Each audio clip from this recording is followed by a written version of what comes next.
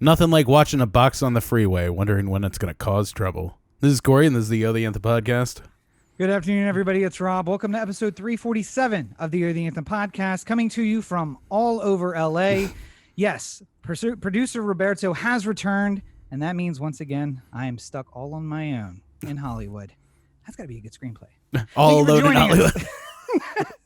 Thank you for joining us. Yes, thank you for listening on your podcatcher of choice. The easiest way. I mean, I tell you every time. Anchor.fm/O The Anthem. It's the easiest way to find it. The exact link to the podcast app of your choice. And should have started while you were ahead. I know. That first part, Damn it. Was like, I'm gonna get a little extra. And, I realized I left a little bit out, and I didn't want to just keep people from getting it. God, I'm all over my tongue tonight. Excuse me. So also keep in mind, you can watch us live every Monday night during the recording, and YouTube, Twitch, Twitter, via Periscope, and Facebook. We're live everywhere at O The Anthem. So thank you for joining us. And of course, you can be part of the show right here on our Discord. The link is going to be available wherever you're watching, and wherever you comment, you can come and we'll put it up right on the screen and take your questions live. So Indeed. All right. So wait, let me get back. We really need producer Roberto, but also, he's back. So that means I got to be quarantined again. Well, I guess you guys are quarantined. That's the weird thing. It's like, oh, we're back in isolation, and Rob's the only one who has to stay away from everybody. Well, I mean, like, it's no wonderful experience over here either, just because, for as many rules as California and Los Angeles has put upon us, they don't really tell you what to do if something comes up like this. Like, like I was telling Roberto when he pulled up, like, I don't know how to properly be careful around this situation. Like, what's the proper amount of respect we should give for the coronavirus without being disrespectful to you too, Yeah. So what happens when you have a roommate who is so wealthy they can go on a multi-week vacation, a multi-week international vacation with their family, risk infecting everyone that they know and love, and then come back? What do you do? It's really hard to say. But Patient Cerro, as I'm going to call him from now on, has returned. So I guess we'll find out 10 to 14 days from now whether or not we're all safe, or whether, for once, given that this is just past Thanksgiving week, the natives have infected the white man. I guess that's what we're going to find out. I got a bunch of those. Let me know when I go too far, Corey. I'm going to keep throwing them in here. And now. Let me know when I go too far. Can we start now? No, I mean, like, and here's the thing that sucks, because, like, right now, LA County has a restriction against anyone from anyone outside a household being together. Yeah. Inside. Or anywhere, really. I mean, like, you can't even, like, meet somebody at the beach who's from a different household. I don't know how you would necessarily avoid it unless you're talking about distancing between people. Like, I can't help it if somebody else decided to go to the beach, right? I mean, like... Now you're making the excuse it's not every person's making at the beach. It's not my beach, right? Is it? Because, like, is it the first person who shows up becomes owner of the beach? Like, because then a second household. Anyway, it's a very weird situation. I feel like everyone just has to use their best judgment whenever they come up with some sort of situation like this. I mean, it was a similar thing with you. Like, you went home to see people. You flew on an airplane. We kept some time between us before we saw each other again. Yeah. Roberto lives here, so he doesn't have any kind of, like, anywhere else to go to, like, quarantine this off. So, it's doesn't he have a girlfriend? Doesn't she have a place to live? Is she there with you now? Did she bring herself into your quarantine? I have so many questions. we all need to just figure out the best way going forward, and we'll get there eventually. I'm just happy that we've all remained safe and healthy throughout this whole thing. Because I don't know if you guys have been watching the news, but it's been getting very bad out there for the coronavirus, with 200,000 cases running wild all over the country. Pretty much every single state except for Maine and Hawaii to be experiencing, like, record highs, basically. Like, it is, and just if you're watching the video, you see the image next to me here. That first spike that looks like nothing, like the first plateau, like where it first starts ramping up slightly, is when we shut everything down in March. right? Unimaginable hill. We thought, oh my God, things are out of control. Getting up on We need to get a handle on 50,000 cases a day Yeah. on average there. So, and then we had our second spike in the middle of the summer around Memorial Day and 4th of July and stuff like that, where we got up to almost 100,000 cases. Yep. And then it was 4 weeks ago at this point, 3 weeks ago, where we were talking about how the average had reached 100,000 cases, and now we're way past that. We're up to 200,000 now. And I imagine that our numbers are even going to be worse once the 2 weeks of Thanksgiving basically comes up, like once we start seeing positive cases from people who are traveling at Thanksgiving.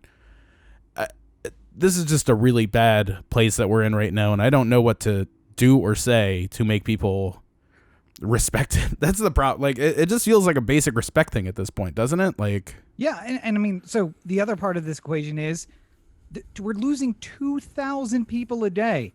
The graph that you saw with Corey there, that's the top graph here. The bottom graph is deaths per day with a 7-day rolling average. And opposite almost at the beginning, huge big spike at the beginning, and then we got a handle on it, and then there was about the same. And what they said was, oh, well, we expect that the waves that will hit of cases won't be as bad on deaths because now we know what we're getting into, right? Except for the cases are hitting so hard and so fast that we are overwhelming our ability to actually deal with the crisis. So California is at near 100% max on ICU beds. Yeah, and I mean, one thing to consider there, like at the first spike where it was coming up on 50,000 cases, and we thought it was the very beginning of the pandemic.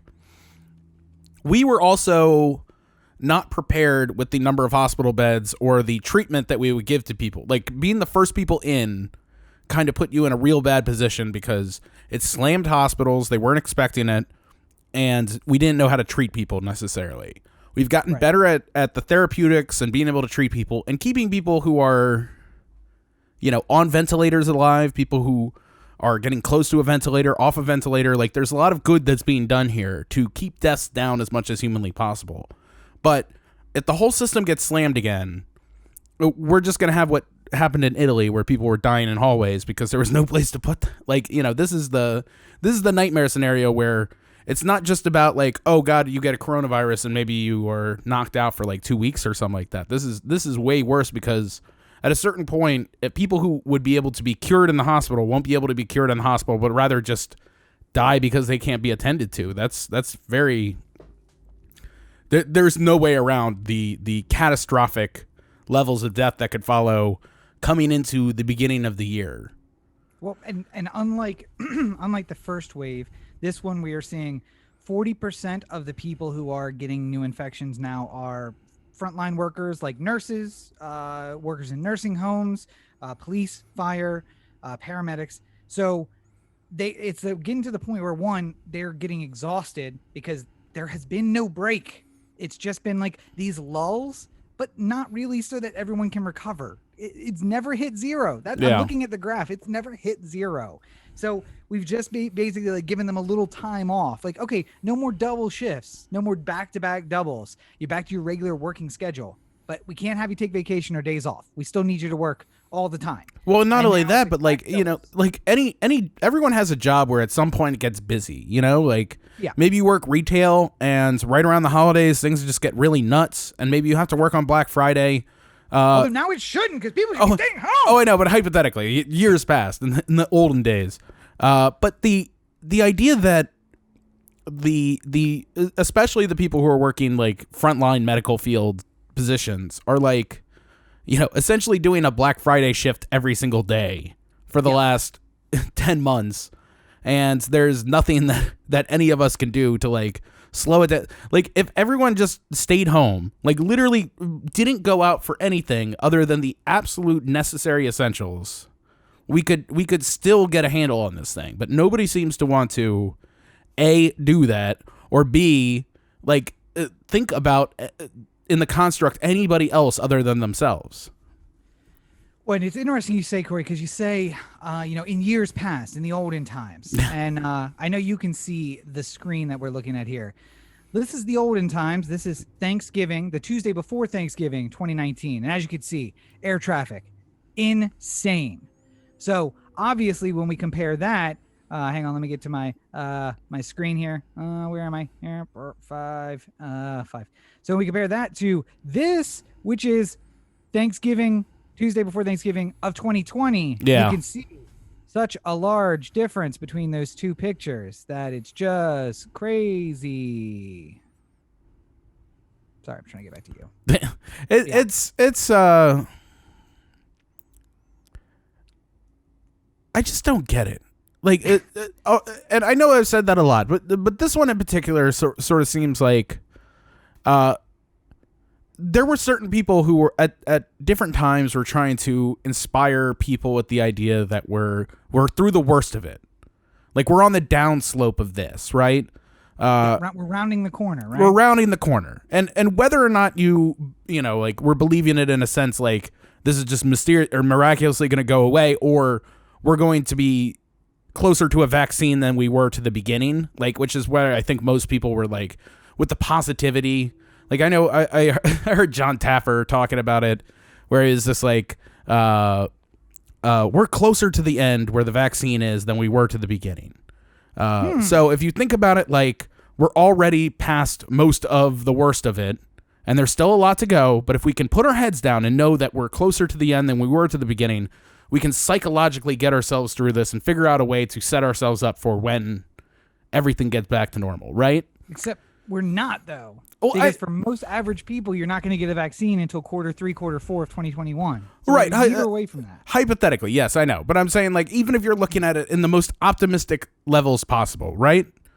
Like, why go home for Thanksgiving? If there's a chance that you could be getting the vaccine, like, for me, from, like, my birthday, if, like, April, I could get the vaccine, and then life essentially for me is back to normal, you know, I go home right away. Like, it's just, I delayed Thanksgiving by 5 months. Like, it's not like I'm never going to see my family again. Like, I feel relatively positive now at this point that we're closer to life back to normal than we were from the beginning. And whether or not that turns out to be true, or whether or not it's like, you know, everyone's not vaccinated until this time next year, like, it still feels like there's more of a chance that we're closer to normal this time, or, you know, Thanksgiving next year, you know? Well, listen, I said, if this graph keeps going up the way that it's going up, we may get herd immunity after all. Because much like the murder rate in Baltimore, if there's not that many people. If you keep killing them off at the rate that you're killing them off, eventually there just won't be people in Baltimore. I mean, the rate will go down to the point where we killed 100 people. The homicide rate was this year. We killed 100 people, and that was the last 100 people in the city of Baltimore. Yeah, there was only 200 people. 100 of them killed the other 100. We were able to lock up 5 of that 100 on their murder cases, and the other 100 are dead. So now we're down to 95 people in the city of Baltimore. Congratulations. But I mean, there are 200,000 new cases every single day. Yeah. 1 in 140 people in California is infected right now. In Los Angeles. In Los Angeles. And 2,000 people a day are dying. And I was looking for a metaphor or a simile to use for 2,000 people dying per day, and there are none, except for war. And even war is a bad example, because there were days during warfare where you lost 2,000 a day, like the invasion of Omaha Beach. Yeah. But it didn't go consistently. 2,000 a day, every day, for a long period of time. Yeah, you're basically talking about it in, like, the averages more than anything. Yeah. Like, what?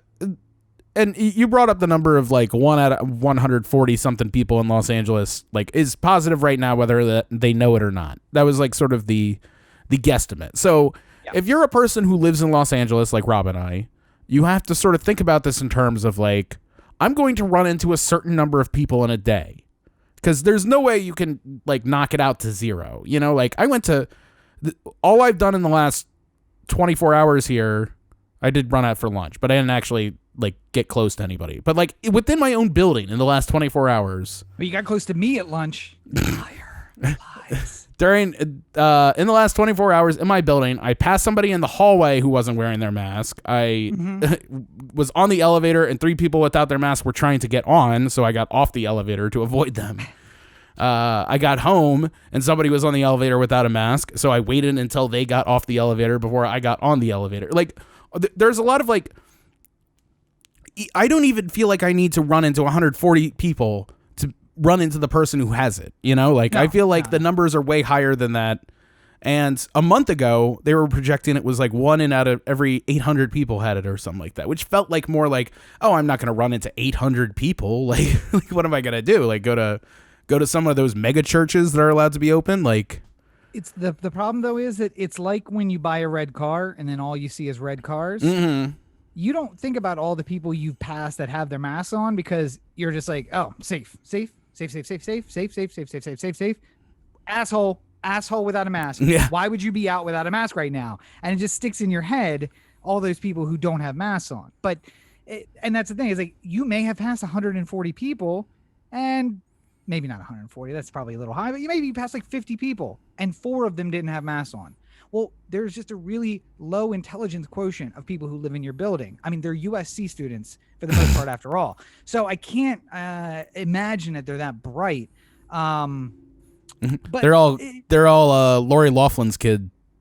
I mean, you know, apparently they're not here for the school, and they're just here for the experience of college. I mean, to be fair, I did get into USC. I chose not to go there. I went somewhere I mean, else. to be fair, I went to school for the experience of college and not. But yeah, I don't understand.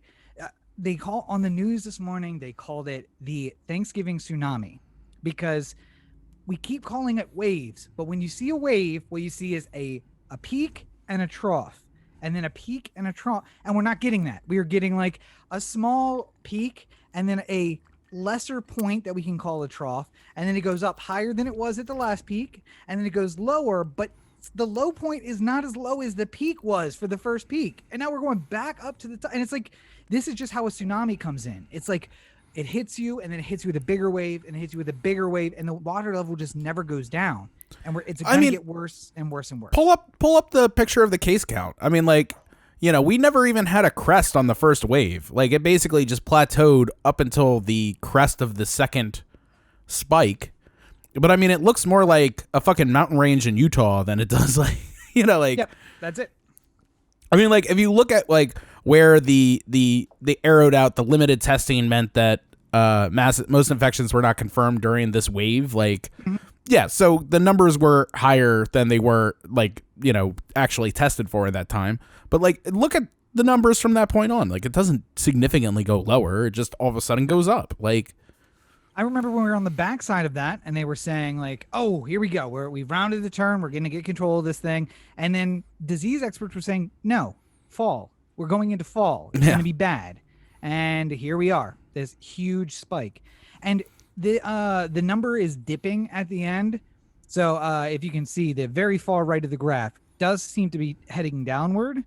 But again, one thing that I read about today was a concern that a lack of testing during the Thanksgiving actual holiday, the Thursday, the Friday, the Saturday, is going to cause numbers to lower and everyone to be like, oh, see, wasn't such a big deal. And then when the positivity rate from the 5 days later, 7 days later from the holiday actually hits, it's going to spike even up higher than it is. Well, Deborah Birx, and regardless of what you think of her as a person, has said, and this is one of the more striking comments I think I've heard, especially from somebody who is like on the right side of the coronavirus issue here, is that if you went somewhere for Thanksgiving, if you met with friends, you should just assume that you're positive and you should start quarantining right away, which is a far cry from where we were earlier on in this whole thing, where they wanted to minimize it as much as humanly possible. She's more or less saying that, like, you know, hey, if you saw somebody from outside of your household, there's a pretty good chance you're sick, so maybe not go anywhere if you can avoid it. Like, you know, that's harder than we've heard from a lot, from her specifically, but from a lot of people on her team, you know, the coronavirus team. Like, obviously, we didn't hear from them for months, but like, it means stronger advice just to get ignored, because I saw more people out today on my brief jaunt to the office than I saw previously. Less tourists, but in the regular, like, hey, people who live here sections of Hollywood. Yeah. Just as many people out. So maybe the tourists won't be here, but just restaurants still have people in them. the secret places where you can go and sit inside and eat, which you know about if you live here. Yeah, those are still there, and people are still sitting in them. So Yeah. So these rules, which the new update to our fantastic LA stay-at-home order, which Corey and I discussed. This is sarcasm much? Our pre-show call. I don't believe Corey has this fundamental belief, and I don't want to misquote you. So just you think that there is some science behind it, but that the people who are kind of putting it out, the policy out there, are like, all right, so what you're saying is 23.9% is the percentage that we need to limit it at in order to make sure the numbers go down. So I'm going to make it 20 because the policymaker is not the scientist. I don't even know if there's like a science behind it per se, but I feel like to get these numbers, you have to like come from some sort of like scientific position, I guess, right? Yeah. And then you're just drawing everything based off of like these introductory conclusions that end up being the baseline that you judge the rest of your pandemic through. So like at the beginning, we had the full stay-at-home order, like everyone stay home, don't go out if you can't, blah blah blah. All stores are closed, all bars, all restaurants, everything is closed unless it's pickup or delivery. And then the restrictions started getting loosened, right? And then it was like, retail at 50%, right? So clearly in their head, they were saying that a normal retail store might have 300 people in it. If we can limit it to 150, then the chances of one person being there and exposing all 149 other people in the store is a lot less than if there's 300 people in the store and that person gets 50 people. Like, they're starting to do some sort of calculus as to like, where do we need to be in terms of percentage of people in a place? And then that becomes like 800 sick people, and now it's 1 in 140 sick people. Right. So, but I mean, like it feels arbitrary. Like it just feels like they just picked out a number based off of like what got them to the number that felt like it would be safe enough to explain to people, or like it's very all the fact that we have a overnight curfew, which just affects businesses essentially. Like, like we're not supposed to be out past the curfew, but there's nothing that can really stop you from going somewhere if you want to. Like, the sheriff isn't going to pull you over and write you a ticket, or like anything like that. And I think there is a legal argument that they can't stop the homeless, and I don't think they can ask for much proof of that. So if I just wanted to walk around all night and then some police officer stopped me, said, hey, why are you out? There's a curfew going on. And I say, I'm homeless. What can they really say to that argument? Like, I will also tell you, having been more of a night owl in this area, the late night crew are generally the safer crew too. When I'm at CVS at 2:00 in the morning, it's all masks. Most of us have gloves on. We're all keeping distant from each other. It's the 5 p.m. crew that are piling bodies in there, and like the liquor aisle has 40 people in it, and I walk in there and say, nope. And I turn and walk back out, and I'm like, I'll come back at 2 a.m. when there's nobody here.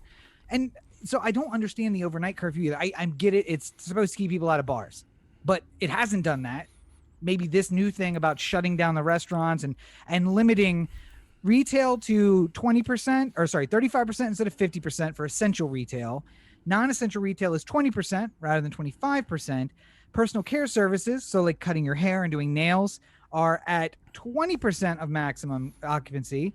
Fitness centers, but only those who are doing stuff outside, because insides are still closed, are at 50% of maximum. Now, most of those people weren't doing anything outside, so they set their maximum during COVID, and then now they can do 50% of whatever made up maximum. There was that gym that we passed on Sunset, I think it was Friday or something like that. Yeah. Where they had all the people working out outside, but they were all close to one another. They were wearing masks, but I mean, like, it seemed like you just put 100 people inside of a tennis court and said, have fun. Like, well, no, but you put them outside and then somebody comes and asks you, like, well, our maximum outside occupancy is 300. So, I mean, right now we're at 100. We're well below 50%. And it's like, who's going to call you on it? It's like, it doesn't matter. Well, and we've discussed this before. Like, I don't want to be the person who's saying that this restaurant is not safe and this one is, but like, I think the consumer has a pretty good idea of like what seems safe to them.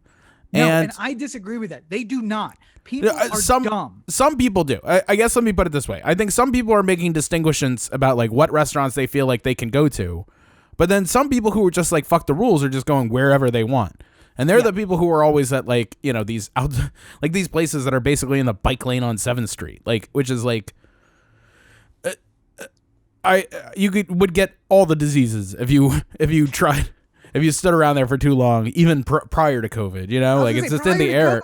You stand on 7th Street and it's just like a biohazard area. I don't know why. 7th Street was one of the type of places where you're kicking the crosswalk because you don't actually touch it with your hand. Like that's exactly right. But I've given some Shawn Michaels kicks to some crosswalk buttons to avoid touching whatever the hell it was. There are people who show us why seatbelt laws are a thing. Because generally speaking, I don't wear a seatbelt because I don't care. I'm a nihilist, and I think this is all simulation. And my brother told me a story once about somebody who burned up in their car. And I've done the math in my head and said, I would rather be ejected from my car than trapped in it and burning to death. Mm-hmm. So that's a math I make in my head. But there are people who are just like, I don't understand seatbelt, and I'm just not going to wear it. There are people that like reasons we have helmet laws because people don't know how to ride a bike and they still get on a bike and they get in a bike lane and they wander and meander all in and out of traffic, which is stuff I see pretty regularly on my scooter. Like I saw a guy learning to ride a bike. His buddy was riding a bike next to him, holding the seat of his bike, and they're both in the bike lane. And I'm like, somebody is gonna die. There is no way that doesn't end without a fatality. And those people are the reason that we just need to say, close it down. Because you cannot make responsible decisions. Well, and make it delivery only. The things you really need to shut down are all the people who are having like parties up in the hills and stuff like that, or like renting out an Airbnb and throwing some party in it. Like I don't know how you necessarily solve some of these problems, but you know, saying that an arbitrary 20% on a retail location is, you know, like, and if you look like, you know, based off of the numbers, and this is the worst thing too, because I'm not trying to like blanket defend restaurants here because clearly something is happening, but we can't draw any clear lines to it. But like by the numbers, people who claim that they got sick at a particular place, it's mostly very low on restaurants, and it's like mostly chain places. Yeah. No. But you know, there's no contact tracing, so there's no way you can say that me riding by this place on 7th Street on a scooter got me coronavirus because I didn't actually go to the restaurant. You know, like I just inhaled somebody's breathing while I went by, and like that was it, you know. Yeah, and the way that we solve this is 20 years ago we start making infectious disease something that we focus on. When the first people said, hey, listen, global warming and a connected economy means this is going to be a bigger issue. And also, by the way, having 12 people live in a 3-bedroom apartment because LA rent is unbelievable is a problem, and we need to address it. Because right now, I know people who are in living situations that are in violation of the LA stay-at-home order because they got like 2 people living in the living room with a sheet hanging between them, and they're like 4 people in a bedroom, and it's just like, how can we split this rent one more way to get another body in here? And you got 12 people in a 3-bedroom. Like, okay, but that's his rent has been, not now, but has historically been ridiculous. Luckily, it looks like most of those people are leaving, so rent's going to get better. But you know, just some of this stuff doesn't make sense. Again, it seems arbitrary. Maybe there's some science behind it, but I am at the point now where I'm saying, just shut it down and do what we should have done the first time. Shut everything down. Shut the whole country down. Have the government just say for 3 weeks, listen, business owners, here's what we're going to do. We're going to tell the states, we're going to give you money. We want you to tell building owners that you're going to give them a break on their property taxes if they give their rentees a break on the rent. You'll get a break on the rent. Everybody gets a check to stay at home. Everybody go get food for 3 weeks and then just lock yourself in, and let's just lock in for 3 weeks and shut it all down and kill this thing out, because it's the only thing that's going to work. Here's where I feel the problem might be, and that is that just recently, is this the problem? Beyond that, just recently the Dow hit 30,000. Yeah. And if you remember at the beginning of Trump's term, we talked about it hitting 25,000. Yeah. Which was, in terms of the stock market, an unheard of number. Like, Wilt Chamberlain scored 100 points in a basketball game. No one's gotten anywhere close to that since. So it would be like if you heard that LeBron James scored 150 points in a basketball game. You'd be like, oh my God. He not only did he crush an unbelievable record, but he did it with like room to spare. Yeah. And then people will start saying like, well, clearly we're never going to get past 150 points in a game. That was an unbelievable outlier, and there's no way it could happen again. And then the next season, LeBron James scores 200 points in a single basketball game. More points than had been scored by a team in many cases in basketball history. He scored all by himself, and he's crushed the record again. Not only has he broken the 100-point barrier, but he's now doubled it in his next record. To people who think of it just as sort of like arbitrary numbers, they say like, "Oh my God, the economy is going incredible." But the problem is that like it is all being held together by strings at the moment, and one of the it's not even strings. It's somebody telling you there are strings there and not having to prove that there are strings there. I mean, like, you know, we've been talking about the number of people who are on in default or like basically at the point where they're going to get kicked out of their apartments the second that they're legally allowed to be able to get kicked out. Yep. You know, there is no safeguard in place to help anybody, and if I don't care if the Dow's at 30,000. It's going to fall a lot if all of a sudden there's 30% of people who are homeless. And using your LeBron example, it's important to keep in mind that the year that he hits 150 is also the year there's a rule change where a dunk is worth 3 and from outside the arc is now worth 7. And you're like, oh, well, that's why he hit 150. Wilt was hitting 2s and 3s, and LeBron's hitting 3s and 7s. Like, so clearly it was much easier. And then the next year they changed it again, and it's 5 and 10. Yeah. So, of course he's going to hit. Well, the Dow hitting 30,000, great. Except for when it hit 20,000 in the 80s and early 90s, our inflation net level is ungodly next to what the dollar was worth even then. And then it was already inflated way above what it had been worth in the 30s and the 20s. So it's dollars to donuts, honestly. There's almost no comparison between the two of them. And I mean, like, the only person. Go ahead, sorry. I was just going to say there's no way of looking at the Dow and saying this is how healthy the American economy is at the moment. Exactly. It's how healthy the portfolios of the people who can afford to have money in the stock market are at the moment. Because, before you used to get like a paltry little dividend and stuff like that. Like, you have a couple shares of Procter & Gamble, and maybe every quarter or so you get $50 to $100 if they had a really productive quarter, But more than anything, it's just watching the value of the stock go up. Something that you bought for $20 eventually becomes worth $50. And if you sell it at that point, then you've made $30 per share. And if you have 100 shares, you've made some sizable amount of money that you can invest into something else or whatever. But the people we're talking about are the ones who are like investing in like the Jersey black sites that get faster internet, who are able to trade millions upon millions of dollars on a whim and billions of dollars on a whim in terms of like these big, huge investment firms, and more automation into the whole thing than ever before, where any kind of a robot can detect when the correct moment to sell on something that's about to dive is. And if just all the robots at the same time know to make their billion-dollar investments at the exact same moment, it creates these incredible fluctuations of some stocks. Like, there's been stocks, Tesla has risen a lot. Like, Elon Musk is now the third richest person in the world, passing Bill Gates, all pretty much on things that have happened with the stock market in this year. Like, all of his wealth has been increased by so much, basically because Tesla has been just going like the case count of coronavirus up and up and up.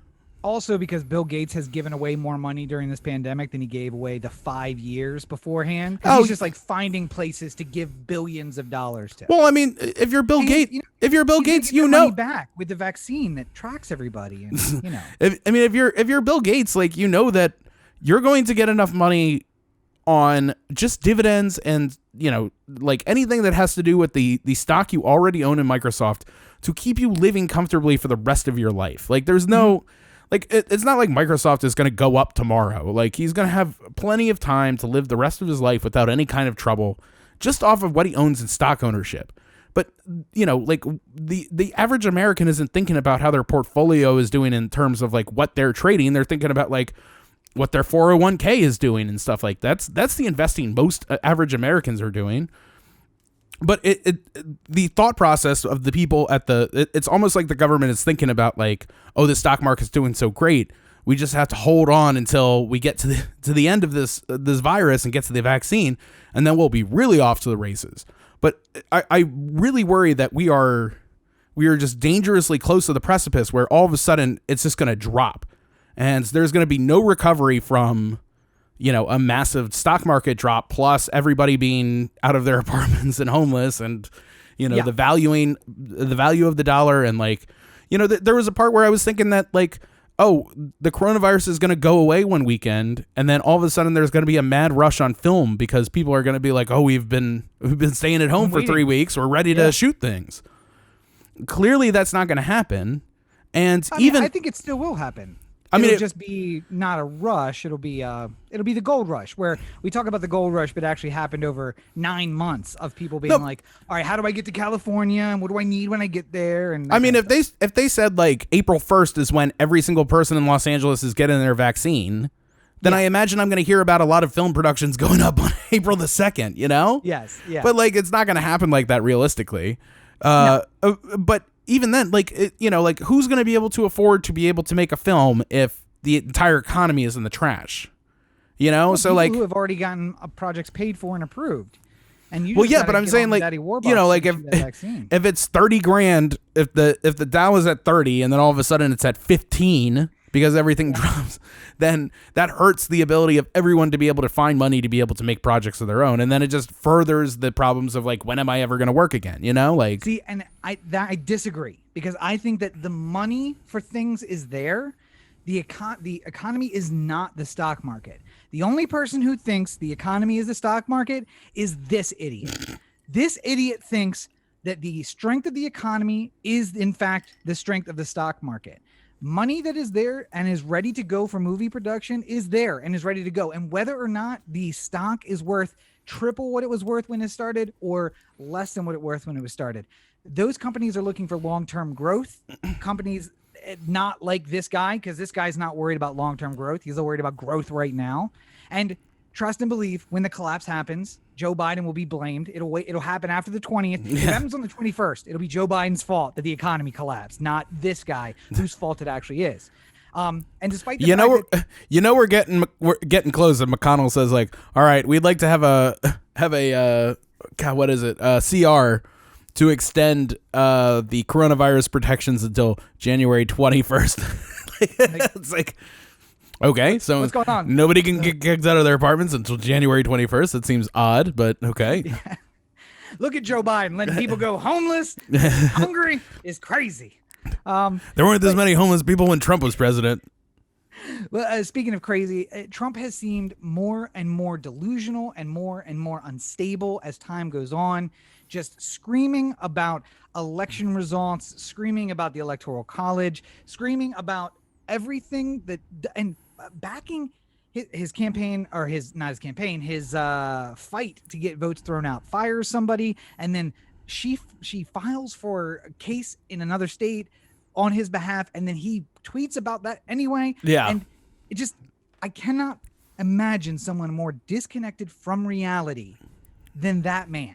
Yeah. At this point. Yeah, what Rob was just describing there was Sidney Powell, who we talked about last week, as a fired member of the Trump White House legal team, or the Trump campaign legal team. Too conspiracy theoried to be in the Trump campaign, which is a low bar. And not only that, but they gave the incredible press release where it said like she was practicing law on her own and she was never a part of the team. And then the 1984 press release. We are at war with East Asia. We have always been at war with East Asia. And then the very next day, she files a brief on behalf of the Trump campaign, but on her own in Georgia, threatening that like the voting machines were rigged. And then Trump's like retweeting her, going like, "Oh, you can't wait to see the shit that's gonna come out of this case." It's just like this is madness. Like I don't even know what to say to somebody who thinks that like we talked about, I remember when we talked about the Democratic Party bigfooting Bernie in the primaries last year, right? And we were, or 2016, yeah. 2016, right. And we were talking about how it's a corrupt exercise and how, everything was basically being, slanted towards Hillary. But we didn't ever accuse them of like dead people voting or them bothering to change votes or any kind of thing like that. We were talking about how they were scheduling primary debates on like Telemundo at 2 a.m. and like weird stuff that just benefited nobody but Hillary, right? And then there were emails about how they were trying to benefit Hillary and everything like that. So there was some sort of like, where can we get this scheduled? Telemundo, 2 a.m.? Does that meet the requirement? There was tangible proof that it was going on. And I mean, like, when we talked about, Bernie's last stand in the 2016 primary was California. If he somehow won California, then you could make a convincing argument that he was going to be able to rally back somehow. Like, it was his Custer's last stand here in California. And they called the race at, 8 o'clock when the polls closed. But, none of LA had been counted at that point. And LA at that point was fucking crazy about Bernie. Like there was no way that Hillary was beating Bernie in LA. And they had called it early like they always do. Like for, you would be able to call the Democrat to win California in the general election the second the polls closed too. But there's no way you could have like legitimately have, it's the same sort of thing with the election this year. We couldn't call Pennsylvania until we were done counting in a bunch of mail-in votes. It never felt comfortable that like you could call that race so early, and it got so much tighter than it ended up being. But like at the end of the day, there was something we could point to say this doesn't feel right. But it wasn't about like dead people voting or any of the truly preposterous claims that are out there. Like there's so many safeguards in place to keep this from happening. There's a paper ballot for administration said it was the safest election and most secure election in history. There's a paper ballot for every single vote in America. Like it and if you wanted to, like Georgia, like they had to do a recount because it was so close that it was built into the Constitution that they were going to do a recount automatically. Great. They did the recount. The change in the votes was marginal. It went up for Biden. Like but by like I think the most it was like 1,200 votes that like they just didn't go through properly the first time. Mm-hmm. Like a 1,200 vote advantage for Biden. Like there wasn't any kind of change that happened. They recounted Milwaukee and Dane County in Wisconsin. Dane County got an additional like 44 votes for Biden or something. Like there's no like you lose every time you do something. You lose. That's what happens. But you have to be able to just like the number. That's the problem. They set themselves up for, if this was a close election, we claim fraud, and if we can find 15 cases on like a state that was swayed by like 100 votes, then maybe we can say this is the clear indication that something fishy is up. And we can't certify the results of Wisconsin, which is deciding the election in this hypothetical, because it's so close, and there's tyranny afoot. Like something is going on, and they can't do that. So they're just going to do it anyway, whether or not there's evidence to support it or not. And nobody's watching the court TV of Rudy Giuliani going like, "Oh no, Your Honor, we're not alleging voter fraud at all." They're only showing the press conferences where he is not under oath, and he goes, "There's voter fraud all over the place." Like. His major claim, absent any evidence, is something along the lines of, there's no way 80 million people voted for him. Yeah. And it's just like, okay, but you're not disputing that 77 million people voted for you, or that 78 million people voted for you last time. You're just disputing that 80 million people voted for him this time. Yeah. Okay. And again, it's never that there was wide fraud everywhere. There's wide fraud only in the places where I lost and he won. Where I won, clearly there was no fraud. There's nothing to worry about here at all. It's only where he won. And nobody bothered looking at Iowa. Clearly. If there's a Republican in charge of the state Senate, the Secretary of State at the state level is a Republican, and the governor's a Republican, and everyone's a Republican, that doesn't mean there wasn't fraud. There could still be fraud there. and the FBI could be in on it, and the Department of Justice and the State Department. I'm like, who are you going to throw under the bus next? Well, and thank God that at least there were, 5 or 6 Republicans who had spines, because that's basically what stood between a humongous constitutional crisis and like Chris Krebs being able to go out and say like, no, this is the most secure election in history was one of the death nails to Trump's whole claims of massive voter fraud. Like his own guy said there wasn't. So what are you going to do? Yeah. Like, and in 12 days, none of this matters anyway.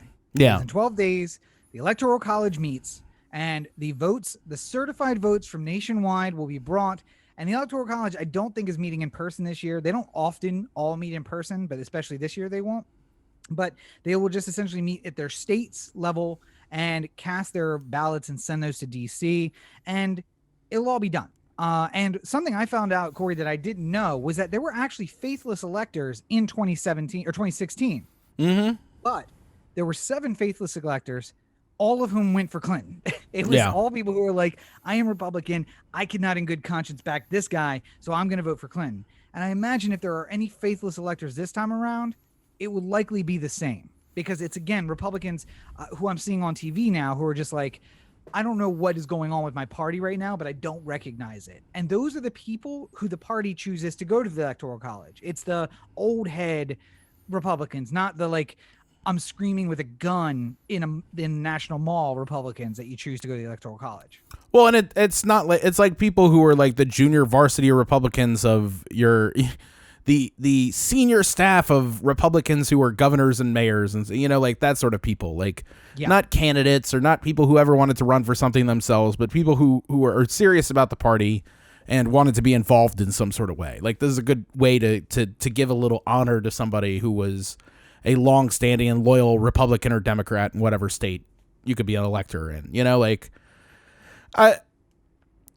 and there's no drama to this. Like, Trump's just like, the Electoral College votes for me. I'm going to take the loss, but I think they're doing it wrong and stuff like that.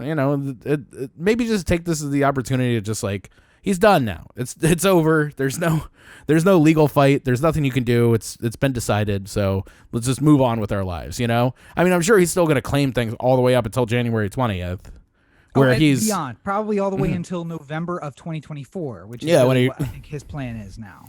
By the way, did you see that he's the leading candidate for a hypothetical 2024?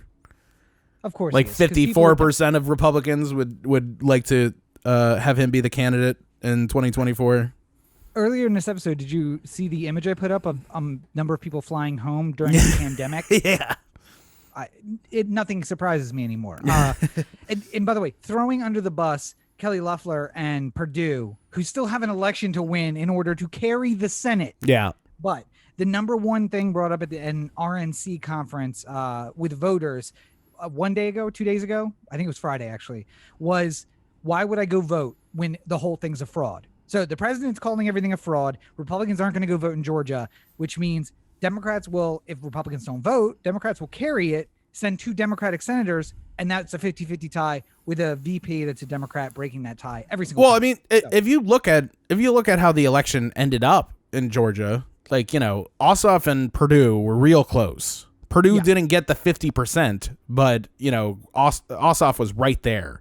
And Warnock was beating Loeffler. Yeah. But there was too many other candidates to keep him from getting the 50% himself. There was like 7 people in that race. Yeah. So, I mean, like... Because she is so terrible that 7 people were like, somebody's got to beat her. I'm going to beat her. But there were people to the right of her who ran, too. Like, I can't remember the Collins, I think it is the other guy who was running in the Senate seat, who, like, is apparently, like, a real certifiable dingbat. Yes. Yeah. Yeah.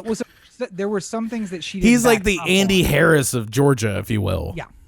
There were some things she didn't back Trump on, and it was enough that there was somebody who could come out and be like, I will be in Trump's ass all the time. He says jump, and I will jump, and while in the air, say how high, and then go higher if he asks me to. So I got QAnon as the home page on my phone.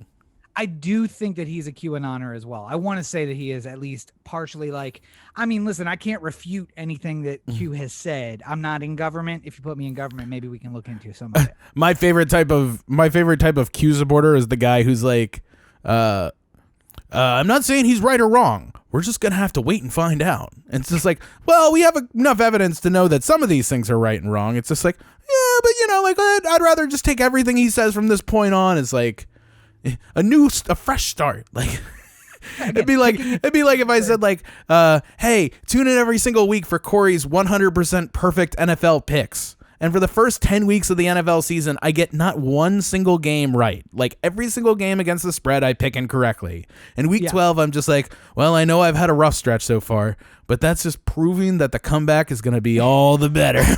like Let me tell you how COVID has messed with the NFL, and I have not been able to make my predictions correctly. But I've run into a lot of rotten luck. Now, my first pick, the Jets to win straight up.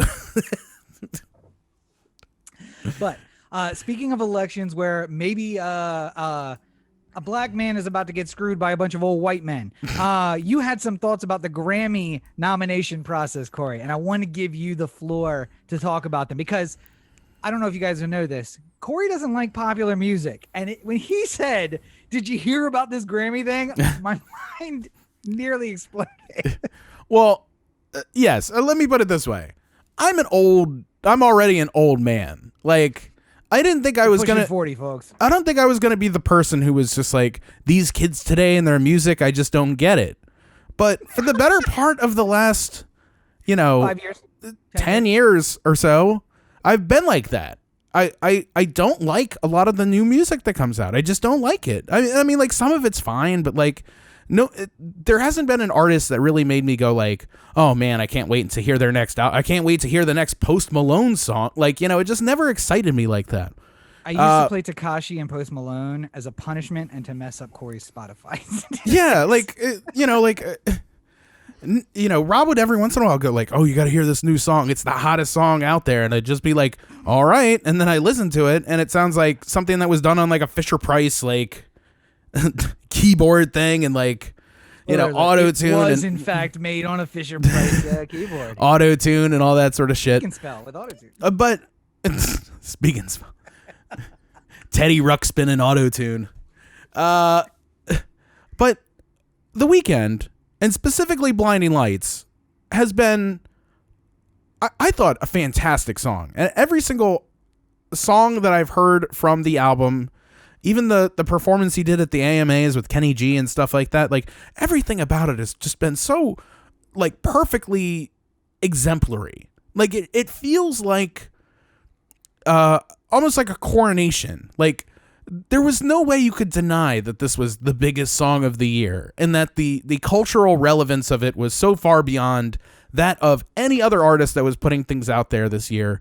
And, I expected that. I didn't know the Grammy nominations were coming out last week, but I thought that if I heard about Grammy nominations, I would just hear The Weeknd's name listed 15 times in every single category conceivable because the song was so good. He is so good, and the album, again, of what I've heard of it, has been so good. So, like, I don't get where the Grammys come off not nominating him for anything. And beyond that, the other people who have been snubbed, like, just by what people in the industry, but the people in the music industry who talk about this sort of thing all the time are saying, BTS getting snubbed is completely unacceptable, or Halsey, or you went through a whole list of people that you were just like shocked that were not considered, or like bands that were like picked that like you've never heard of for record of the year. And like off the top, Halsey's album was amazing. And I know you're not as big of a fan. I was living with somebody who forced me to listen to it over and over, and maybe it's just Stockholm syndrome that now I'm like, that's such a great album. I've heard every song on repeat all the time, but I thought it was really good. But then you nominate somebody for Best New Artist who was nominated 6 years ago for a song. How are they a new artist? Oh, well, it's Billy Ray Cyrus's kid. So I get it. Okay, now I see where we're going. Somebody, Coldplay's nominated for. Is that the same? Wait, hold on. Is that the same one that was in Metro Station? No, Noah Cyrus is the daughter, isn't it? Oh. No. Yeah, Noah is a girl. But his son was in Metro Station. Yeah, Oh, okay. I think. Right? He has a son and a daughter. I don't know. I'm not the person to ask about the Cyrus. Coldplay got nominated. It's unbelievable that I even knew that one of them was in Metro Station. So Coldplay got nominated. Noah Cyrus got nominated. There are two bands from like the 80s or 90s that got nominated. They haven't put out an album in 20 years, and now they put out an album and it gets nominated. And it's just like, okay. But the Weeknd's thing was he was offered to play the Grammys and essentially said, yes, except I got word that maybe the Super Bowl would want me to come and play. So I'm going to give you the pencil me in, but you can't say no to the Super Bowl. It's the biggest stage in the world. And allegedly the Grammy said something along the lines of, listen, we really like to have all the performers be people who are nominated. And if you're nominated, then you perform. That's kind of how it works. And he was like, well, I got to hear about the Super Bowl. And then he heard about the Super Bowl and got invited, and he's going to be performing at the Super Bowl. And all of a sudden he's not nominated when the nominations came out. And it's like, oh, is this punishment for choosing the Super Bowl over the Grammys? And maybe it is. Or maybe it said a bunch of old white people are choosing the best album, best new artist, and they're like, Billy Ray Cyrus's kid. Oh, yeah, put her in there. And these two bands I remember from when, I mean, these people are old even compared to us. And the 90s were like prime music time for them. I mean, that was for you too. But then like Fiona Apple gets, and I heard one or two songs off that album that I thought were good. Not really my, like emo rock's not my thing. Yeah. And I mean, like that one in particular, like, you know, I'm just going again off of the people I know who are like crazy about Fiona Apple said that this album was the best she's ever done. And it seems like the type of thing, like in an Oscar year, like if you have a decent actor who never really gets nominated for things, but he does an incredible, like, Heath Ledger. Like, Heath Ledger was always a really good actor, but he wasn't an Academy Award-winning type actor. Right. And then all of a sudden he did The Joker, and then he died. And those two things led to him being so, you know, like, it's like we have to give it to him. There's no way we can pass this opportunity. You know, we'll never be able to give it to him again, so this is our last chance. And someone like Heath Ledger will, you know, obviously he deserved it, but I'm saying like in lesser years, somebody like that will win an award because of things like that. In the Grammys, like it's like Fiona Apple has been a important artist for 25 years. She's just put out her most exemplary work, and there's no way to recognize it. Like it just a lot of things seem weird. And like Halsey's statement about like, you know, things that are bribes that don't really seem like bribes. It just feels a lot like FIFA to me, you know? Yes. Like how we're going to find out 5 months from now that the recording artists or the Grammys are just like filled with people who have been taking like private parties where, you know, like whoever's willing to perform in the living room of the executive director of the Grammys is going to get a nomination, and anyone who doesn't show the proper respect is not. And like, on the day that just happens to be his daughter's birthday, and there's a group of people there, and you know, you just happen to show up and perform for I mean, if you want to come by with food too, I mean, there wasn't going to be any food, so I mean, how much I feel like how much do you love my daughter you've never met? Like the Oscars thing where it's all I can't remember what director was talking about that, where it's like, it's not even how good your work is, it's about going and working the circuit, and you just have to go to parties and you have to go promote yourself and do the whole thing. And that's why I know I'll never win an Oscar, because I'll just be like, this is what it is, it stands on its own. If you don't want to vote for it, don't vote for it. But as long as there are just groups of old white men deciding what gets nominated, you have to do what they want. So no, but I mean, like, even with the Oscars, there is definitely a chasm that can be eclipsed by the proper marketing strategy and the meeting the right people and going to the right parties and stuff like that. But it's not a guarantee. As younger people get in the Academy, it's going to change some. But the Grammys are an invite only. It's not like qualifications to get in, I'm pretty sure. Like, no, but I mean, like, I remember Taron Egerton for Rocket Man a couple years back, right? Like, he was literally doing everything you need to do to be nominated for an Academy Award. He was going to every party. He was doing every interview. He was on podcasts. He was on TV. He was doing like literally everything his publicity team was saying, because they were probably, being real with him and saying like, listen, you're an on the line nominee. You might make it, you might not. But if we really do this push right, you're going to get that nomination. You probably won't win. We'll put together a plan in case you get nominated to try and help you win. But this is a publicity stunt or publicity campaign that we're putting on together to get you the nomination. And then you could say Academy nominated for the rest of your life. Yeah, you don't need to actually win it. You could have the Academy Award nominated, and sometimes it's just as good. But he didn't end up getting nominated for it, but you could see the push was there. He really wanted it. There's been other people who have had, great performances who got snubbed at the Oscars, and it's because they didn't give a shit. They didn't want to go to all the parties. They didn't want to be a part of the rigmarole, and it costs money. Like the studios, I think they said like to get somebody to win, like a Best Actor award or something like that, which isn't the most expensive one to get, but still a very expensive one to try and win. You're spending, $2 to $5 million on a campaign to fly this person to all the talk shows, to put him on all the interviews, to book people in hotels, and like there's the backstage part of it, which is like, meet us at the W Hollywood for the interview tomorrow. We've already booked you, the journalist, a room, a suite.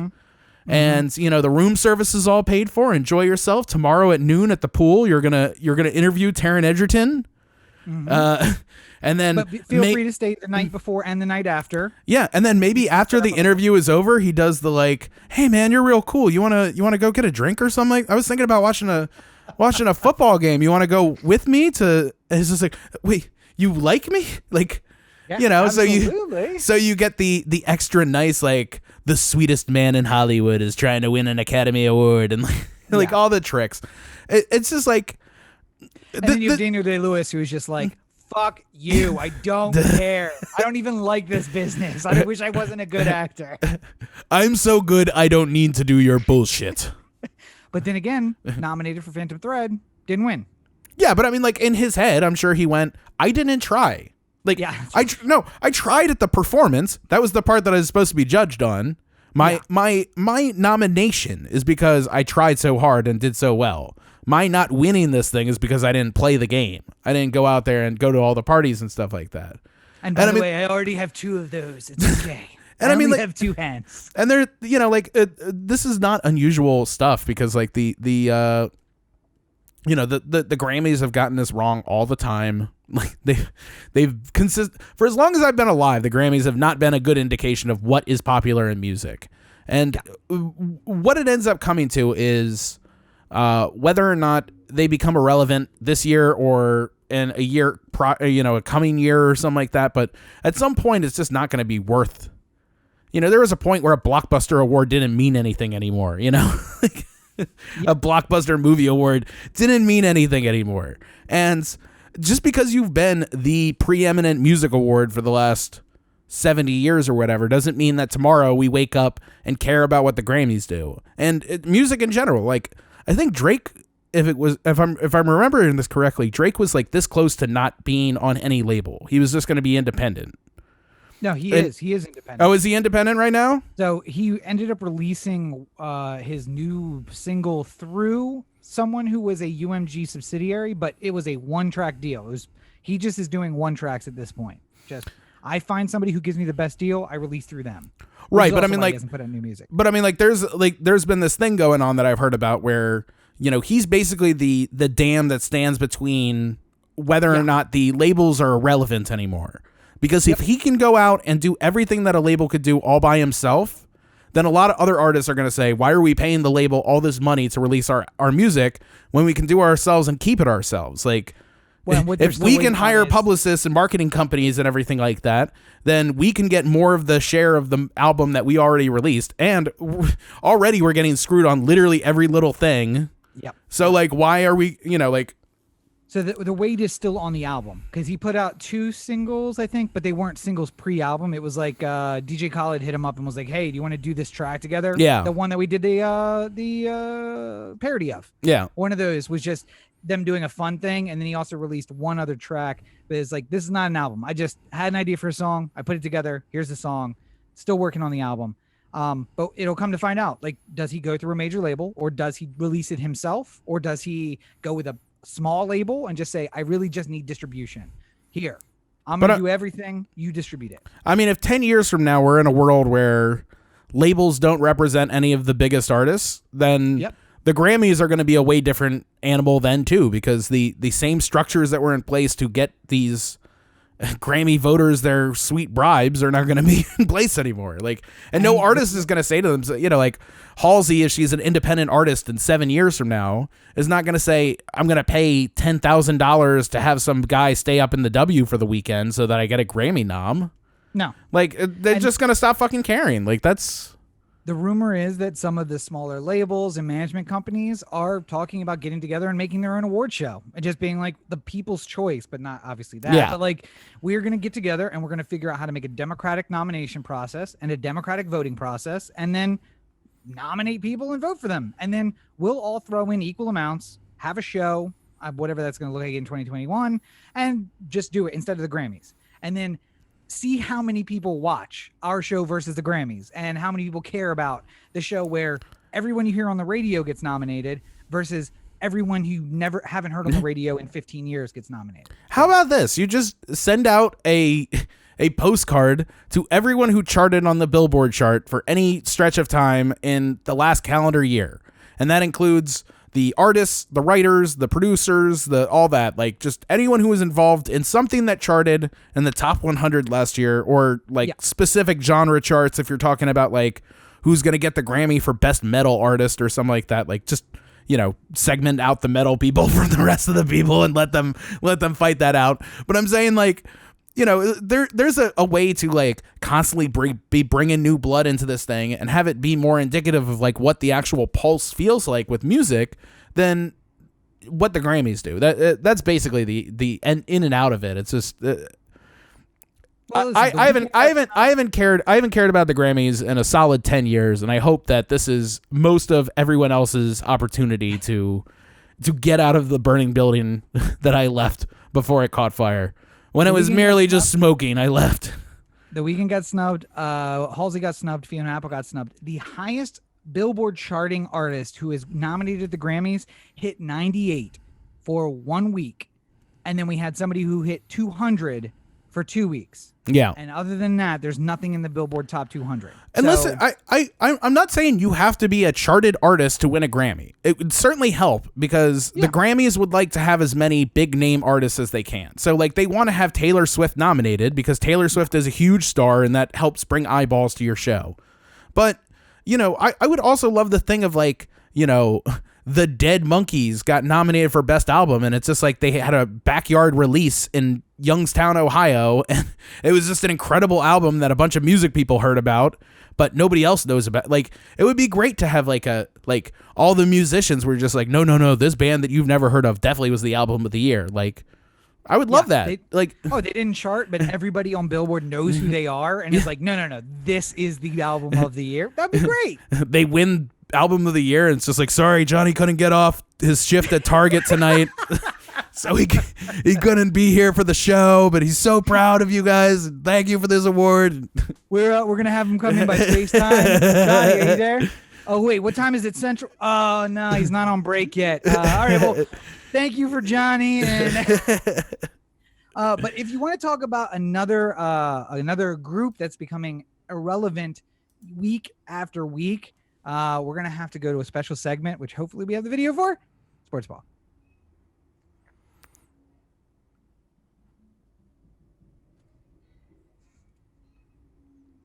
Yeah. All right. So if that worked, hopefully that worked. Corey, you wanted to talk about some NFL issues this week, and there are 3 main ones, I believe. Well, two things, really.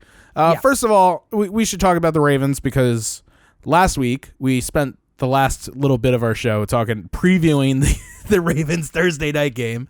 And that game has still not been played because the COVID is everywhere. The Baltimore Sun had reported that Steve Saunders, the strength and conditioning coach for the Ravens, apparently was showing symptoms, ended up being positive, was not wearing his mask, was not wearing his proximity tracker, and now 19 or 20 Ravens are positive for coronavirus, and people there's 5 offensive linemen and 6 cornerbacks, and Calais Campbell and Brandon Williams and Lamar Jackson and Ingram and Dobbins and our Morgan Cox, our long snapper, and Willie Snead, and it's just a plethora of important people on the Ravens who are now sick and will not be playing on the new game, which is Wednesday Night Football.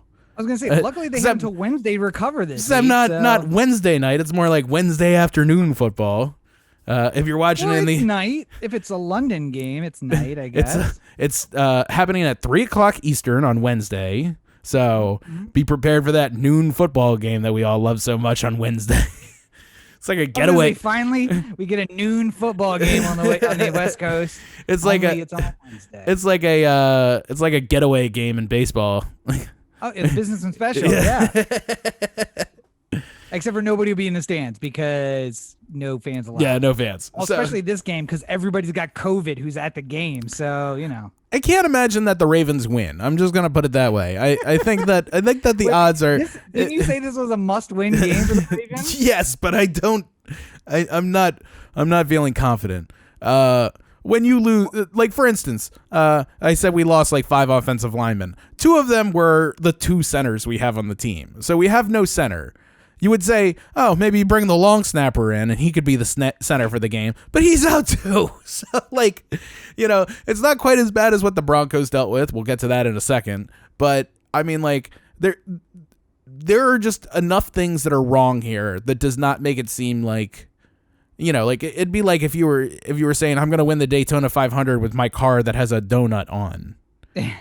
You're already not positioned best to be running the Daytona 500 in the car you own that you're just driving onto the track. A day driver. Yeah. Listen, I got a tune-up. I just got an oil change. This 2016 Toyota Corolla is going to match the field, I tell you. But every single time, some little thing, there's a piece of plastic that's rattling on the back. That's going to interfere with your ability to lower your drag, which is all the point of the NASCAR race. So, but again, this was a must-win week because we were looking at playoff contention, and it's uncertain that the NFL is going to make it to the playoffs at this point. 42 starters on league-wide didn't start week 12. Yeah, because they had COVID, and that's not including, as you pointed out, all of the non-starters who are also on the team. And I mean, I was trying to figure out who they counted as a starter. If you're a nickelback, you're not a starter. If you're a slot receiver, you're not a starter. Yeah. It's basically 2 running backs, 5 linemen, 2 wide receivers, quarterback, tight end. That's who you're 1 tight end. That's your starting lineup. It's like an I form, yeah. Yeah, your classic I formation is your starting lineup, and then there are teams that run the nickel and dime every single down. Yeah. And you lose 2 backs. There's teams that don't have fullbacks, and they just run 3 wide receivers as their base operations. But so I mean, you lose those guys, there's your starter, but they don't count that as a starter. And I think there's something 100 people out right now. But I mean, just my fantasy team, just as and this is not us talking about our fantasy teams here because nobody gives a shit about that sort of thing. But I'm saying I started literally everyone who could potentially be starting who was on my team. There was not a single person who was on my bench who put up points because I didn't have the luxury of having somebody on my bench who put up points because so many people were injured and COVID that I had no way of starting anyone else, which left me with Sam Darnold with 6 points and shit like that. Played everybody. 2 of my guys got injured in the first half of their games. The guys I had left, I'm losing by 50 points, and I'm just this week doesn't even count. We're not gonna look at. Well, you also had no shot because Chelsea had Tyreek Hill, who put up 50 points. So, by the way, it's a difference actually. If Tyreek had just not played, if somebody could give him COVID, that would have been nice this week. Oh, let's not wish that on Tyreek Hill. Best wide receiver in the football. I think the bigger question is, if the NFL continues what they're doing, which is not bubbling, but doing this like pseudo bubble situation, I don't think they're going to make the playoffs. You were talking about how they were talking about a walkout or a pseudo walkout. And I think that is what the players are looking at now. You can't keep us safe. We're not going to come play. Well, I mean, I think that the NFL is trying to do what it can to keep people safe. And, you know, the fact that most teams don't seem to have massive outbreaks all the time seems like it's indicative of the plan working to a degree, you know? But anytime you have a system where people are going to be able to go out and go to dinner and be exposed, like, you're never going to have a perfect system. The NBA showed that the NBA and the NHL had no positive tests. All their players went in the bubble. They quarantined for 2 weeks. Nobody was allowed in the bubble or anywhere near the players during the entirety of the playoffs where they finished it up, and no positive tests. Baseball had positive tests all over the place because they were doing the same thing the NFL was doing, and this is just sort of how it works. And, you know, I feel bad for the Bronco fans out there because it does feel like they got screwed here. Especially this week. But, I mean, like, the difference here is that, you know, the Ravens had an ongoing outbreak. Like, it's not like they could play tomorrow because people are still showing up sick. So until you have a group of people who are not sick or not showing that they're going to pass it on to somebody else, then you can't really safely play the game. Whereas the Broncos situation was the only people who showed up sick or were, you know, like, kept out because of the COVID protocols were just the people who were together. Like, you know, you would lose 5 players that they were all hanging out together. It just so happened that all those players were everyone in the quarterback room. So that went really badly for them. But I would like to say this, you know, we never really get the opportunity to talk about these situations in this sort of context. So I'd like to put it out there for people to think about. Kendall Hinton started for the Denver Broncos on Sunday. He was a wide receiver on their practice squad going into the week. Literally every single Bronco is out with the COVID protocols. So they had to bring in somebody who was already on their roster somehow to play quarterback for them. And Kendall Hinton played quarterback at Wake Forest. And before that, in his 3 years as a starter in high school, or I'm sorry, in his career as a high school quarterback, he had 3 championships, 3 AA championships in North Carolina. I think I heard somewhere he was a state player of the year. He had the credentials to be a quarterback if he wanted to. He just got hurt in college and decided to make the transition to the wide receiver, where he is good enough to be on an NFL practice squad. So he is a talented player who was put in the worst situation possible to succeed in. But I would like every single fan who is sitting home and listening to the sound of my voice to think about this. You could not do what he did.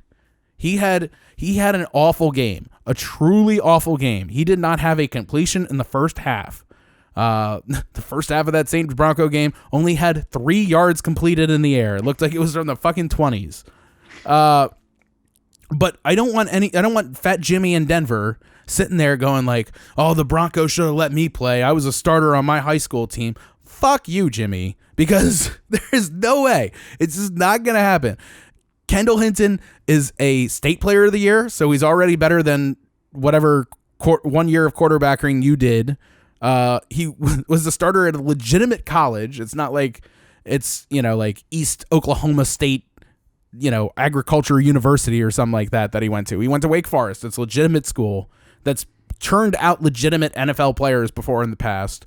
Right, and won ACC championships. I don't know. When's the last time they won an ACC champion? It's been a while, but there hasn't been a real ACC in a while. That's part of the problem. Well, I mean, like, it keeps changing. Yeah. But back when it was North Carolina, Maryland, Wake Forest. Yeah. The ACC. NC State, stuff like that. NC State, yeah. I feel like they won in the 90s at least. They won an ACC championship in the 90s. So possibly. I mean, they've always been more of a basketball school than a football school. True. Yeah. But, you know, it's not saying that you couldn't have been a successul first round draft pick out of Wake Forest. It could happen. Pro players came out of Wake Forest. Yeah. It was a good football program. Yeah, and I mean, like, it just think about it in terms of this. Like, I like the Usain Bolt comparison. You like to think that that the difference between Patrick Mahomes, let's say he's the best quarterback in the NFL, right? Patrick Mahomes and Kendall Hinton is like the difference between Usain Bolt and me running in a 100-yard dash, right? But it's not like that at all, because I'm me in that scenario. I'm still me. Kendall Hinton is the guy who finishes like 10th or 12th, or maybe gets disqualified right before the race starts because he pulls an ankle or something like that. You know, like he sees Usain Bolt is in his thing. He is, like, oh, my leg. He is a worthy competitor, even if he's not as talented as Usain Bolt, you know? Like, just because to get to the Olympics is such an incredible feat, whether or not you win or not, right? Yeah. So to get blown out by Usain Bolt doesn't mean that you're an awful runner. It just means that you're not as fast as the fastest person in the world, which is an okay place to be. You know, like you don't have to be the fastest person in the world. Being the 10th fastest is sometimes good enough. But the fact that I saw so many people putting out tweets going like, I don't know why they're starting Kendall Hinton. I could have done better than this. Fuck you. No, you couldn't. No way. There's not a chance. This guy is a legitimate athlete, and you had no shot. And this should just be an indication that even a professional athlete who has they have wide receivers and running backs, like they have the rest of the team there. He could have hypothetically had a miracle game and done really well, but he didn't. And that's just because he didn't have any time to practice with these guys. He didn't have any time to learn the playbook. He didn't have any time to do any of this. Like he was put in a position to fail. Like, to Jimmy in Denver, if you were given the time to practice with that squad, you still would not have performed better than he had performed. We are fooled into thinking like that there are 32 NFL quarterbacks. You can add to that maybe an additional 10 to 12 backups that have played multiple places, and you can see that they are NFL caliber guys no matter where they go. Right. Ryan Fitzpatrick. Mike Glennon backing up in Jacksonville is not a starting quarterback you want to build your franchise around, but if you have an injury and he's got to come in, like he's a serviceable quarterback in the NFL. Like Ryan Fitzpatrick has made a career on just traveling around and being the backup guy that always gets called on to be the starter and then immediately gets replaced by a draft pick and sent off somewhere else. And then gets to Miami and does the same thing and then gets replaced and then gets called back again. Good stuff. Because Tua hurt himself. I know. God damn it. You are my hope, man. So there are 32 guys and then add another 10 to 12 on top of that. So we're at maybe 50 tops of NFL caliber quarterbacks. Then there's a bunch of guys who are backups on NFL teams that look embarrassing when they get in. Yeah. And that's a very small circle. And then you have the guys like this guy who get in and are world-class athletes. And I think he's 24, 25 years old too. Yeah. He's like a rookie, I think. Jimmy, you're 40. You're 40.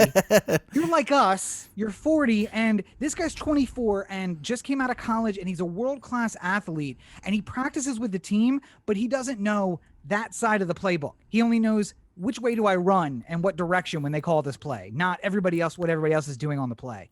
And he got slaughtered. Well, I mean, like it seems like it's all fun and games when somebody is like, there was like Nathan Peterman a couple years ago with the Bills, where he like came in and like he was like a rookie and they're just like, oh, maybe he'll be good. And he threw 4 interceptions on his first 4 passes that he threw in the league or something like that, with like 2 touchdown returns and stuff. And people were just like slaughtering him for, like, oh my God, Nathan Peterman, he's never going to play another snap in the NFL. He's worthless. He's done. He's toast. And you don't realize that he's still there. He's still I think he's in Las Vegas right now. As a backup, and like he's a successful, he's a good enough person to be on, a good enough talent to be on a team. And just because he looks like the worst quarterback compared to everybody else doesn't mean that he is not in fact way better than anyone else that could be potentially signed off the street. Like the Uncle Rico, it's like it's literally like you all look like Uncle Rico out there. Like I could have thrown that ball over the mountain. Like. And again, you, Jimmy from Denver, you have no understanding. It looks like a lot of time on TV what a 3-second rush looks like. Oh, when God. You have a 250-pound man coming at you from your blind side, and you got 3 seconds to scan the whole field twice, make a decision, and throw a ball over some guy who's likely taller than you. Jumping to bat it down, yeah. And then another guy who's taller than him jumping to bat it down. Like Drew Brees, I don't know how that man plays football at 5'2", but like just like cocking back. 5'9", to be fair, he's my height, yeah. But Well, I mean, there like, you go. yeah, but I'm You're saying, like, if you look at me, you're just like, Corey's not tall enough to be a quarterback in the NFL. Like, But this is why I maintain Corey, and this is a new position for Corey, because he has always said when we watch like Beastmaster or any of those stuff, like, listen, just let me out there, I can take on this. see, Corey. but I do that for fun because I know how much it makes you guys laugh. I lean into that joke. But I still maintain every Olympic city should nominate Olympians from the city, average Joes, who get to go into only the final round. So let's eliminate everybody down to 11, so that in the final round it's Usain Bolt in the 400 meters, and you have 11 competitors, and then our nominated Olympian, because that will give you a perception of what an average guy who does on the course next to Usain Bolt. I would love nothing more than if a team was like, like the Jets are 0-15, right? And they're like, we just need to lose one more game to get the number 1 overall pick. Like, literally nothing matters. So we're just going to pick a season ticket holder off this list who wants to be quarterback for the Jets. I would just love to see, like, I'd love for Fat Jerry to finally get his chance to show people what it's like and just show somebody get literally murdered on the field because they don't deserve to be there. Like, by the way, let's have the backup defense actually, like, let's get everybody on the field. No red jersey, Jerry. Why you want a red jersey? No. We're going to have the defense coming at you. We want to see what you got. And then just like two-step, what's up? Bam! Oh, it would down. it would last half a drive. It would last half a drive. Not the first time you get hit by a grown man, you're just like, nope, not for me. I'm out. Sorry. Can you just even imagine, like, you're just showing up to work and it's just like, Rob, we're gonna ask you to do something a little bit different today. And you just find yourself as a quarterback and you're looking across and it's Aaron Donald on the other side, like a literal mountain of a man, like, coming at you. You're just like, no, thank you. Harry Tate off his corner or off his linebacker. Yeah. Just Jerry, I want you. Here's what we're gonna do. You kill the Joe, you fill it up. Woo! It's so good. And, most people who listen to this are too young to even know who Terry Tate off his linebacker is. Like, it's Jerry. I'm gonna hire Terry Tate to come to your office and just blindside catch you by surprise at some point. What's hysterical was Terry Tate wasn't a great player. He was like the Kendall Hinton of the time. But yes, as soon as he was in those commercials, people were just like, "Oh, is he the most fearsome linebacker the league had ever seen?" It's like, no, he barely played. Like, could not play. Got kicked off his team. That's why he's on TV. He wasn't good enough. That's why he's in commercials now. He had a name that sounds good for TV, so it worked out really well. He looked scary. That was what he had going for him. Did you have more NFL things? Was there another thing? No, that was it. Okay, well, let's go ahead and close up Sportsball.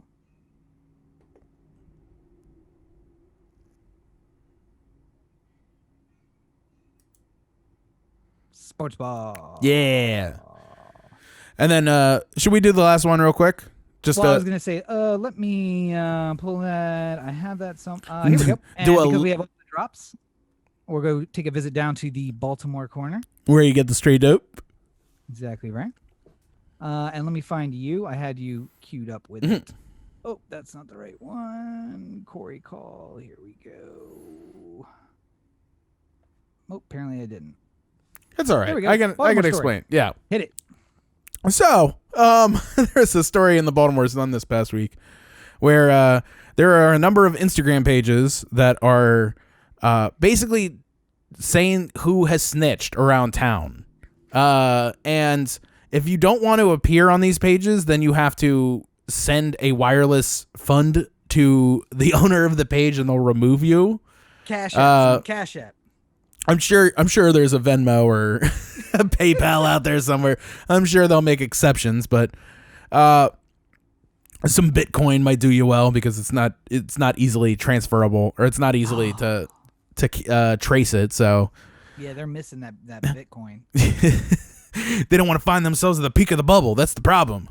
I think you can use Bitcoin on Cash App actually. Oh, can you? It might be an envelope. Yeah, it might be one of the. See, but then you have an account with Cash App, so it doesn't really make sense to make your anonymous transfer. Just like, I'm going to pay cash for this weed when you deliver it to me through this app I order it through. You know? I mean, I also have so that there's no paper record of what I did here today. I have a Bitcoin wallet for reasons. A little side note, unrelated. Do you know OnlyFans takes Bitcoin? Yes.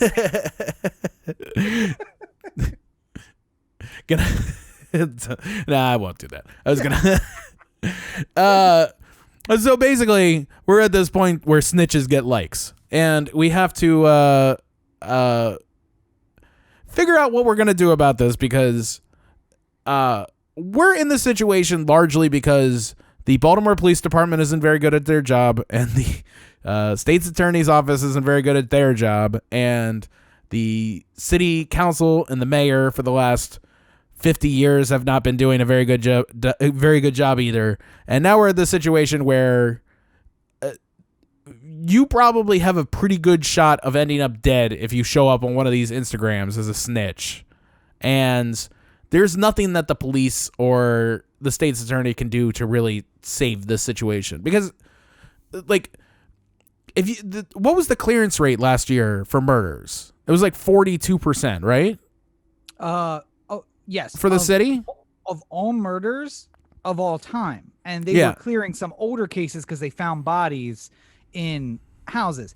Of year-on murders, it was lower than that. It was like in the high 20s of like a murder that happened and you cleared it within the year that it happened. Let's just call it 30, just to give ourselves an even number here, right? Because we're the city of Los Angeles. We only deal in straight numbers. There's no fractions going on here. So 30, they say they clear 30% of their cases. So 70% of people who are murdering people are not even getting caught so much as charges are getting brought against them. Of the 30% who are actually getting charged, like what was the clearance rate on the state's attorney? It was like 10% or something, like, right? 5% of serious violent crimes are resulting in convictions. So yeah, of the 30%, only 5% of those people are actually going to jail for these crimes. And going to jail for these crimes probably means they pled down into something else, because that's how most of these things are getting settled these days. But honest to God, there's a higher chance that you could murder somebody and not get charged and not get brought in front of a judge for it.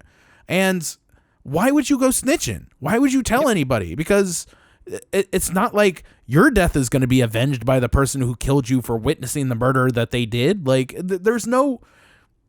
we're in such a dangerous place here because there's nothing that stops this from happening, you know? Like, the underground economy of it has now exceeded what the legitimate space can do. And I mean, really at this point, all you could do is like get Instagram to kick them off, right? Like, I mean, you'd have to look to Instagram to do it. But you say the cops and the state's attorney are not doing their jobs, but it's not even just that. It's that the cops are so bad. They've created a tribal mentality where it's us versus them, where us is the people. And I would rather stand with the murderer who murdered somebody on my block, because you, cop, you and your people are worse. I don't know if you remember, but one of my law books got stolen out of my car when we were living in Ridgely's Delight. Mm-hmm. And the dude down the block may or may not have been a drug dealer. I don't want to say whether or not he was. There was frequent foot traffic in and out of his house. And I just went down to him and I was like, listen, man, I know you live here. I parked kind of in front of your house. Somebody broke in my car. They took my law book. It is what it is, but it's expensive and I don't have that kind of money. And, you know, I don't like say anything because you have your business. I have my business, but I need my book. And I put a trash bag or a piece of cardboard on the window, and then came back like 2 days later and the cardboard was still there, but the book was inside on the seat.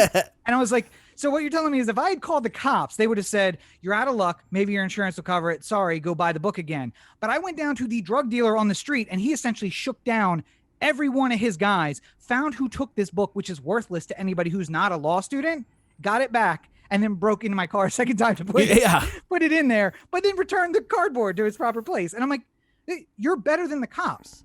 And yes, murder is not stealing of a book, But at the same time, I get the mentality of like, I'll pick the devil I know over those devils at this point. It's way more reasonable that you would consider dealing with the person who, dealing with the criminal than dealing with the cops. Because, like, number one, I don't feel comfortable calling the cops for anything. No. And most people in West Baltimore don't feel comfortable calling the cops.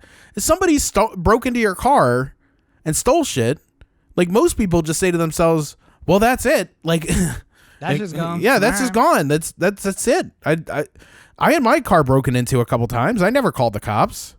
You know, like, I had stuff stolen out of it. I was just like, it's not even worth the time. Like, what are you?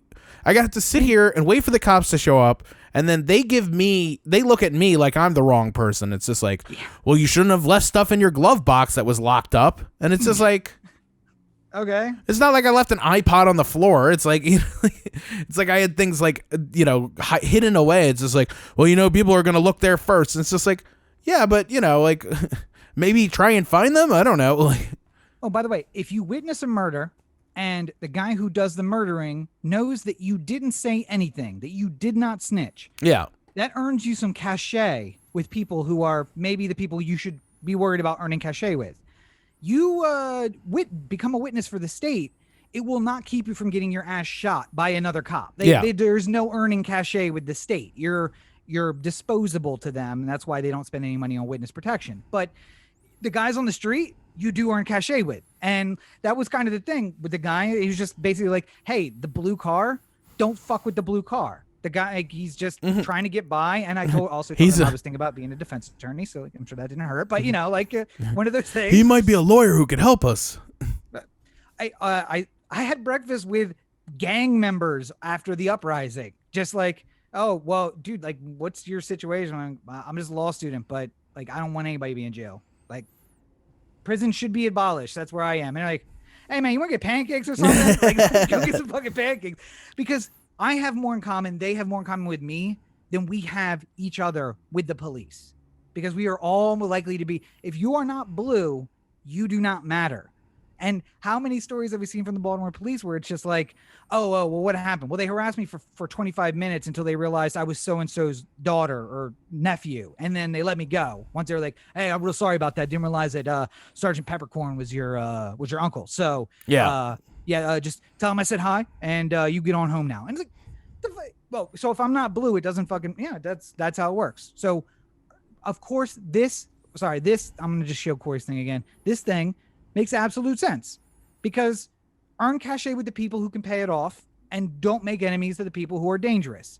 Now, the cops are fucking dangerous, but I don't know that they're any less dangerous or more dangerous than the guys who are committing murder on the street. I mean, like, you know, we had at this point, it's basically a conversation of what is and isn't appropriate to out people for, you know? Yeah.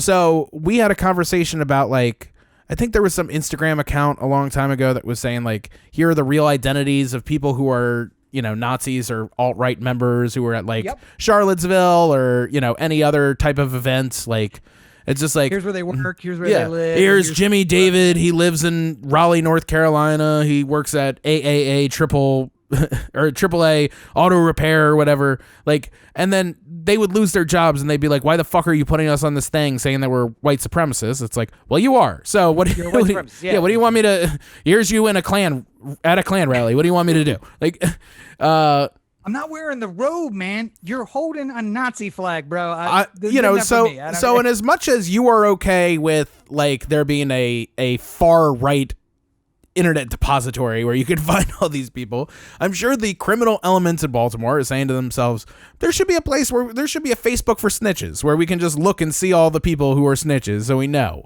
Now, I will say I don't agree with this. I think that this is bad. It's bad for society, but I understand it. Right. Yeah. Agreeing and understanding are not the same thing here. So right, but I'm saying, like, you know, like, I'm sure there is a version of this for everyone. Like, you know, there's somebody that everyone quote unquote hates. Like, you know, there's I'm sure, you know, some Republican would love to see a depository of people who like AOC. It's like, oh, I'll never hire this person because they don't know what's up. You know, like whatever it may be. Like, there's a repository of secretly gay Republicans, and it's just like, hey, so this guy voted against marriage equality, but also he frequents gay clubs on the weekend. Yeah. And here he is at a club, and here he is at an event with his wife, and here he is in a bed with another man. And it's, okay, I'm just saying it's basically what I'm getting at is if it's good for the goose, it's good for the gander. Like this is sort of the situation we're in. If you're gonna look a blind eye on one of these things, and you can't look the blind eye on the other, because you can't be okay for it just because you don't like it, you know? And I mean, like, Instagram is going to have a different opinion of this because they're just going to say, like, well, our platform is not built on extortion, but the extortion part is the questionable part. If you were just like, nah, it doesn't matter what you do, you're up here now. Yeah. So good luck. That's also if you, I don't know that they're naming the people. They're saying, here he is testifying in this case against this person, and tagging the person, be like, yo, check this out. This is a guy who's testifying against you. But the extortion part of it is a bit extreme, no matter what. Because, by the way, if you are on those Nazi call-out threads, there's nothing you can do to get your name off of it.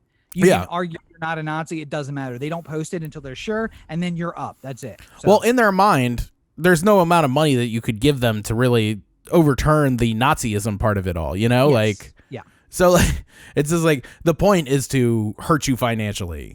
And like, really, it doesn't hurt somebody financially, you know, like, I don't think somebody would be denied a job because they ended up on the snitch list. I just think that you're more likely to end up gunned down on the street if you end up on the snitch list, you know? Yep. By the way, the snitch list also doesn't help you get a job with the state or the police because, again, you don't earn cachet with people on the state side just for doing the right thing, even though you should. And you don't get any protection from them, even though you should. But you do earn cachet the opposite way, which is, again, why it makes sense. This all makes sense, whether or not you agree with it or not. I see why it exists. Yeah. Well, you know what else I see why it exists? What's that? OTheAnthem.com. Corey to OTheAnthem.com. O The Anthem on Facebook, Twitter, Instagram, and the listener line. 443-219-7595. What's that number again? 443-219-7595.